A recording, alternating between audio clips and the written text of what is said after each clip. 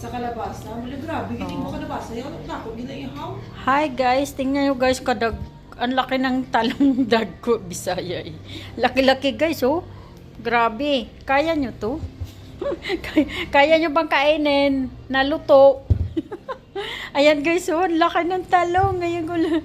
Grabe. Ganitong talong sa Slovenia guys. Nakita nyo na to?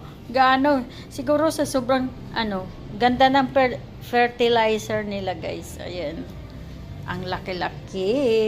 Ang laki-laki ng talong guys. Napakalaki. Diyos ko, my God. Sarap nito. Pritong isda at saka ipreprito mo. Ayun.